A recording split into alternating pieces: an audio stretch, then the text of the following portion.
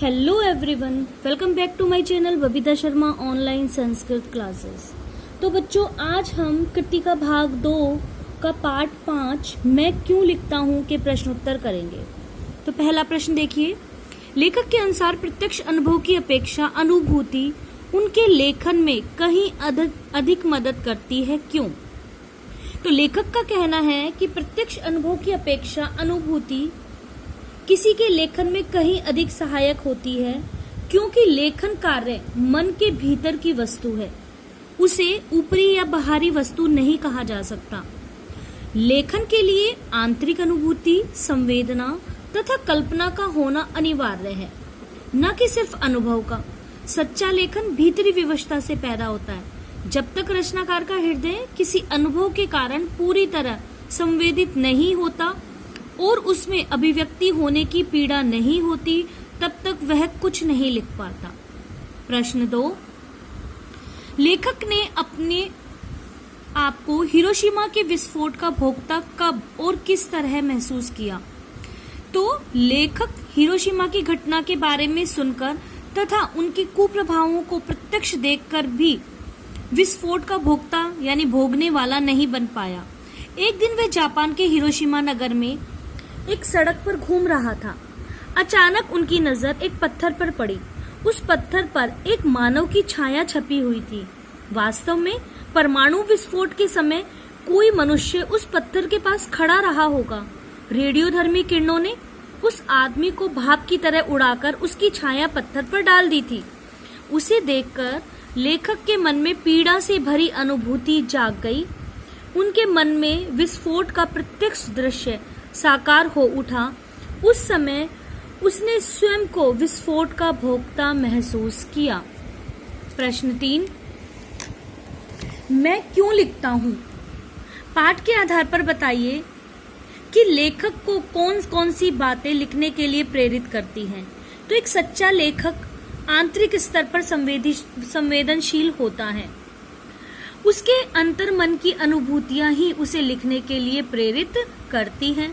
लेखक लिखकर ही अपनी आंतरिक विवशता को स्वयं पहचानता है तथा दूसरों को भी दिखाता है। प्रश्न 2, किसी रचनाकार के प्रेरणा स्रोत किसी दूसरे को कुछ भी रचने के लिए किस तरह उत्साहित कर सकते हैं?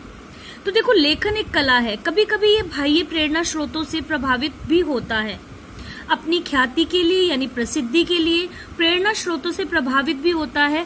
अपनी प्रसिद्धि के लिए संपादकों के आग्रह तथा आर्थिक आवश्यकताओं के कारण भी रचनाकार लिखने को विवश हो जाता है। प्रश्न 4 है, कुछ रचनाकारों के लिए आत्मानुभूति स्वयं के अनुभव के साथ साथ बाह्य दबाव भी महत्वपूर्ण होता है। ये बाह्य दबाव कौन कौन से होते हैं? देखो, कुछ रचनाकारों के लिए आत्मानुभूति के साथ साथ बाह्य दबाव भी महत्वपूर्ण होते हैं और वे प्रसिद्धि मिल जाने के बाद बाह्य विवशता के कारण भी लिखते हैं। ये बाह्य दबाव निम्नलिखित हो सकते हैं, जैसे यदि कोई संपादक कुछ लिखने का अनुरोध करे। दूसरा, कुछ रचनाकार प्रकाशकों के तकाजे से लिखते हैं। तीसरा, कभी कभी आर्थिक आवश्यकताएं भी लिखने की विवशता बन जाती हैं। प्रश्न 5, क्या बाह्य दबाव केवल लेखन से जुड़े रचनाकारों को ही प्रभावित करते हैं या अन्य क्षेत्रों से जुड़े कलाकारों को भी प्रभावित करते हैं? कैसे? तो बाह्य दबाव सभी प्रकार के कलाकारों को प्रभावित करते हैं। उदाहरणतः अधिकतर गायक, नर्तक, अभिनेता, कलाकार आदि अपने दर्शकों, श्रोताओं, आयोजकों की मांग पर कला प्रदर्शन करते हैं। एक चित्रकार या मूर्तिकार जब किसी दूसरे चित्रकार अथवा मूर्तिकार को देखता है जिसे सम्मान और आर्थिक लाभ भी प्राप्त होता दिखाई देता है, तो वह भी प्रभावित होता है। अपनी प्रतिभा को दर्शाने का प्रयत्न और उसका व्यवसायीकरण करता है। फिल्म कलाकार को भी अक्सर पूंजीपतियों एवं राजनीतिक नेताओं के दबाव में कार्य करते देखा गया है। आज स्तरहीन श्रोताओं व दर्शकों की मांग पर मंच पर फूहड़ संगीत व अभिनय परोसने वाले कलाकारों की भी कोई कमी नहीं है। प्रश्न 6, हिरोशिमा पर लिखी कविता लेखक के अंतः व बाह्य दोनों दबावों का परिणाम है, यह आप कैसे कह सकते हैं? तो हिरोशिमा पर लिखी गई कविता रचनाकार के अंतः व बाह्य दबावों दोनों दबावों का परिणाम है। ऐसा इसलिए कहा जा सकता है क्योंकि लेखक को जब जापान के हिरोशिमा नगर में घूमते समय एक जले हुए पत्थर पर पिंगली मानव छाया दिखाई देती है तो वह स्वयं को वहां अणुबम के विस्फोट के रूप में घटी अमानवीय घटना का भोक्ता महसूस करता है। यह दृश्य लेखक को अनुभव से अनुभूति के स्तर पर ले जाकर अर्थात उसकी संवेदना को जागृत करके उसे कविता लिखने के लिए विवश करता है। इसी दबाव के परिणाम स्वरूप लेखक ने यह कविता लिखी है। प्रश्न 7, हिरोशिमा की घटना विज्ञान का भयानकतम रूप दुरुपयोग है। आपकी दृष्टि में विज्ञान का दुरुपयोग कहाँ और किस तरह से हो रहा है? अथवा दूसरा प्रश्न इसका बनता है, आज विज्ञान का दुरुपयोग किस रूप में हमारे सामने आ रहा है? मैं क्यों लिखता हूं पाठ के आधार पर उत्तर दीजिए।